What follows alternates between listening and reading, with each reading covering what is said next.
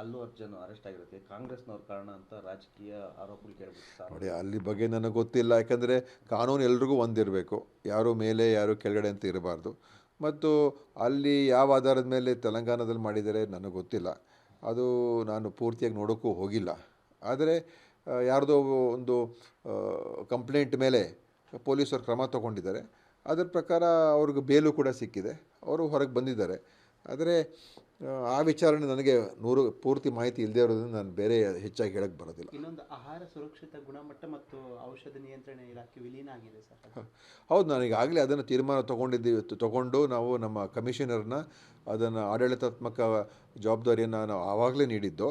ಈಗ ಬೇರೆ ಬೇರೆ ರೀತಿಯಲ್ಲಿ ಅದನ್ನು ವಿಲೀನ ಮಾಡ್ತಕ್ಕಂಥದ್ದಕ್ಕೆ ಪ್ರಕ್ರಿಯೆಗಳನ್ನು ಈಗ ನಾವು ಆದೇಶ ಹೊರಡಿಸಿದ್ದೇವೆ.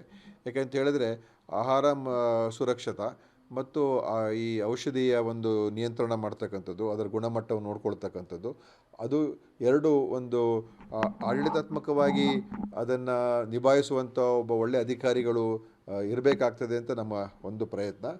ಈ ಏನು ಔಷಧಿ ನಿಯಂತ್ರಣ ಇಲಾಖೆ ಏನಿದೆ, ಡ್ರಗ್ ಕಂಟ್ರೋಲ್ ಡಿಪಾರ್ಟ್ಮೆಂಟು, ಅದನ್ನು ಇನ್ನೂ ಪಾರದರ್ಶಕವಾಗಿ ಕೆಲಸ ಮಾಡ್ತಕ್ಕಂಥದ್ದಕ್ಕೆ ಮತ್ತು ಅದರಲ್ಲಿ ಇನ್ನೂ ಅದನ್ನು ಒಂದು ಉತ್ತಮ ದರ್ಜೆಗೆ ಅದನ್ನು ನಾವು ಏರಿಸಬೇಕಾಗ್ತದೆ.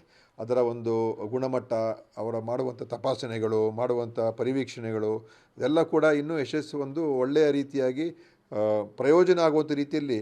ಯಾಕಂದರೆ ಪ್ರತಿಯೊಂದು ಔಷಧಿ ಮಾರುಕಟ್ಟೆಯಲ್ಲಿ, ಅದು ಸರ್ಕಾರದೇ ಆಗಿರ್ಬೋದು, ಖಾಸಗಿನೇ ಆಗಿರ್ಬೋದು, ಅದರ ಒಂದು ಗುಣಮಟ್ಟವನ್ನು ನೋಡ್ಕೊಳ್ತಕ್ಕಂಥದ್ದು ಭಾಳ ಮುಖ್ಯ.